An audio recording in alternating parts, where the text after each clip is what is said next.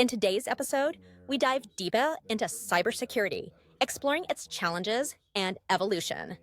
It's based on the classification of that data. So, like secret data is going to go on the secret network, and if a company has an equivalent to that, like let's say they have, like I'm sure Microsoft has something like this, where they have certain enclosed environments where some of their very secretive intellectual property, like Microsoft source code, things like that, reside, and they have those restrictions just based on the type of data that they have. So let's suppose a customer wants to use you, right? Has this ever happened? A customer wants to use you, and you do an assessment, and you're like, "Hey, Jason, like your company is so far gone in cybersecurity. Like, there's nothing we can do for you, right? This is like you have to. You're too far gone." No, typically what we're trying to do in those cases is give them like a very fair and impartial assessment of that. So we don't use any kind of emotional language of, you're doing a bad job or anything like that. But we just say in plain English, like here are the things that we found that may cause problems for you and increase your risk. And then here's the way that you might be able to solve those. So you don't say nothing like, "Man, it's a miracle you haven't been hacked yet." Yeah, no, I don't say anything like that.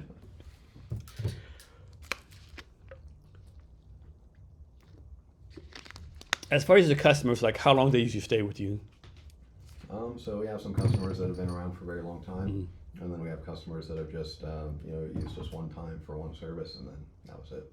Okay, and then so for your companies, like how we talked about this before, but like, do you have like a hiring plan? Like, So as of right now, we're staffed appropriately, okay, so we don't really need, we don't have any, we're not really looking for new employees, but in the future, we're definitely going to be open to some of these things. We can see the capacity.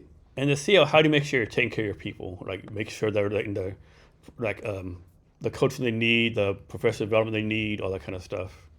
So I would say, the way that we approach that is similar. Like we all sort of have a mature mindset on leadership just because we're all, we're in the Navy at some point. So there's a lot of emphasis on those kinds of things and, paying attention to all those aspects of employment. So yeah, I think it's a joint effort, but I think we're all pretty good at it. And then how do you make sure everyone keeps up to date as far as all the technical stuff they need to do? So I mean, I think with the nature of the services that everybody um, sort of wants to stay up to date. Like most people, especially at our company, are very passionate about what they do. So for the most part, we don't have to do a lot of like checking and all that on that type of stuff. But everybody has to stay certified and all that type of the typical things. So when you're hiring people, how you know like they're passionate about what they're doing, right? Because a lot of people can fake on interviews, right? But a lot of people can fake on interviews, fake their resume. Like, how do you know? Okay, this person is going to be passionate, like really involved with the company. Well, I think and at the end of the day, when you talk to somebody about something that they like to do or that they're good at, a lot of times they just can't, they can't stop talking about it. It's very obvious they love it. They do it outside of work. They do it on their own. They have their own projects, and they would probably be doing something like this even if they weren't getting paid for it. So yeah, it's pretty apparent a lot of the time. And so you say you do government contracts. With that, like you bid on like government contracts, or how's that work? So we have in the past, gone through the bidding process. Some of the software that we sell it direct. So basically, somebody's swiping a government credit card. So there's not that bidding process, but we still have to adhere to certain standards. But I would recommend if you're looking to get into that side of things, it's a nightmare. So going through the government bidding process is very challenging, and there's a huge learning curve around it. And what can end up happening is you'll spend a lot of time writing the proposals and writing your bid, and then all that work can get wasted as soon as they don't select. I know one time before I say like, I'm gonna start bidding for HR stuff, and like all the bids are different. Like you might read one bid, and it's right there where they want, right? Another bid might be 20 pages long, and on page 18 it'll say what the requirements are, right? It's like there's all over the place. It seems like. Right. Yeah, and a lot of that's the another aspect of it. Is a lot of the requirements from the government are super unclear. It's not even. It's kind of like you're scratching your head, like what are they even asking for here?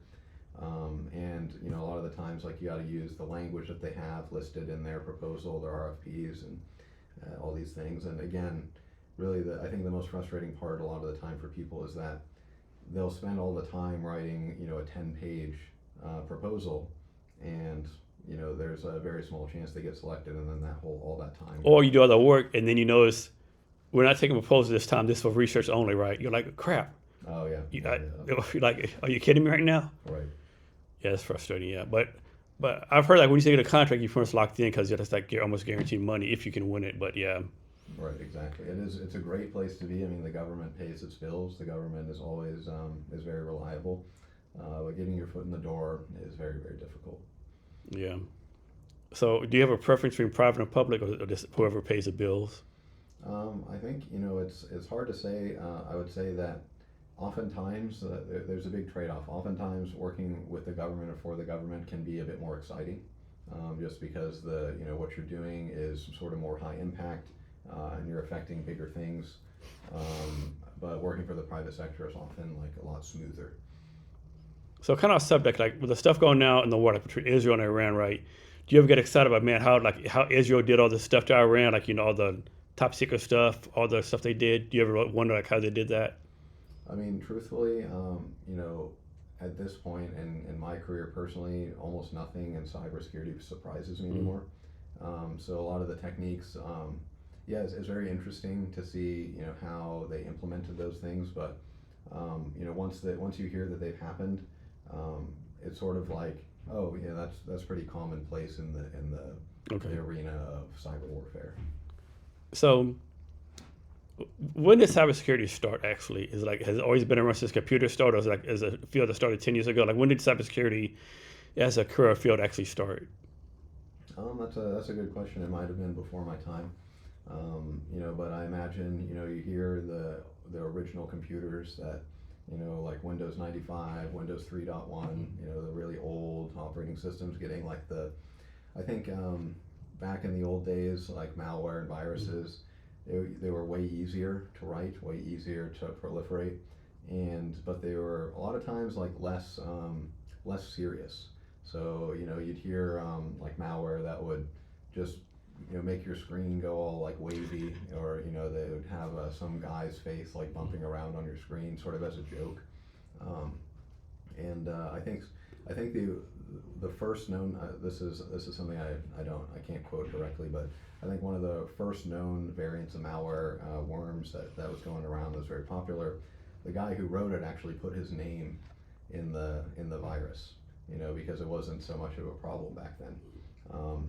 So, a lot of those, in the old days, it was much easier and all those things, but nowadays it's become sort of an industry. So I think cybersecurity as a concept has been around since the very beginning of computers. But nowadays it's more of it's a much bigger threat. Has cybersecurity basically been the same like since the beginning, or has anything changed with cybersecurity? Well, what's changed a lot is the level of sophistication, and it's like a cops versus robbers show, if you imagine. The bad guys have the advantage always, because they have unlimited time. All they're trying to do is find that one little tiny chink in the armor that allows them to do anything that they want to do, and they have effectively unlimited time and unlimited resources to find that little tiny hole.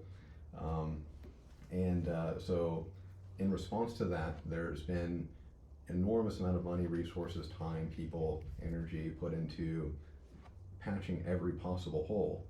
So the bad guys have to get more sophisticated, and then the defenders have to get more sophisticated, and it just escalates more and more and more. And so at this point, like when you find a remote unauthenticated exploit for Windows or for a common piece of software like Google Chrome, like the level of sophistication and the level of expertise required to make that happen is just exponentially higher than it used to be. So I don't know if you remember this, but one of the Fast and Furious movies, there was a movie where the criminal like hacked all the electric cars like driving everywhere. Like how realistic is that, right? Like someone could just hack like all the cars, or hack like a electrical charging system, or hack electrical power grid. Well, you hope it's not too likely. With some of the electric vehicle companies out there, how secure their software is, I can't really say, firsthand. But what I can say is that more than likely, if those vulnerabilities existed, in the current electrical vehicles and some of the self-driving car type of things. They probably would have been found at this point. So we just hope that they don't introduce new features that are vulnerable. But it is always possible, you know, there, especially with cars that can shut down remotely and self-drive and things of that nature. Again, the more we rely on technology to do things, the more you know, possibilities there are for the bad guys. Is there like a nightmare scenario as far as cybersecurity that we should be worried about for the national level? Like, I don't know, I'll make this up, not on whatever, like, you know, like the Chinese government, like, hacks all our nuclear weapons or satellites or something like that. Like, what's like a nightmare scenario? So, I mean, those are definitely nightmare scenarios, and that are theoretically possible. You know, but something like hacking our nuclear weapons or hacking our satellites is so unlikely just because of how much we secure those. Like how they're air gapped, meaning a lot of those systems are not connected in a way that could even be accessed from China or other places. But something that is a lot more of a, you know, I wouldn't say likely, but something that's more plausible is a lot of our critical infrastructure. So things like power grid, things like water utilities, those types of systems. They run on platforms that are not necessarily secure. They're just designed to work.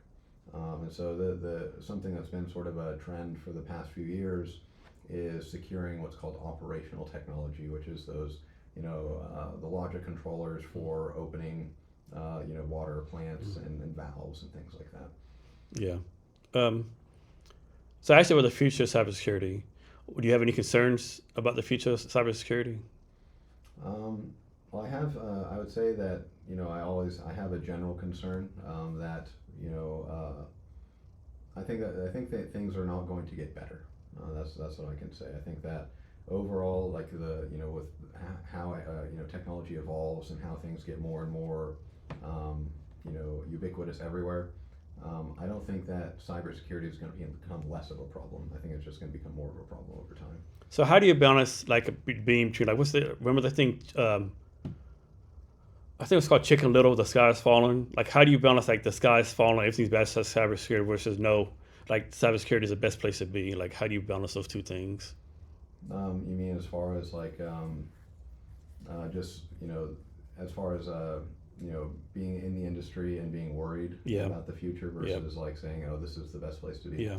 Well, I mean, I just, you know, I think that what it starts out with is just the level of knowledge and comfort with the technology in the industry. So if you're comfortable in cybersecurity and you have the background and expertise, it becomes a lot less of an enigma. You know, it's not this some sort of you know, shady, unknown, kind of scary concept. It's more like, here, it is a solvable problem, you know, so to speak. It's just about how aggressively can we solve that problem and how quickly can we solve it.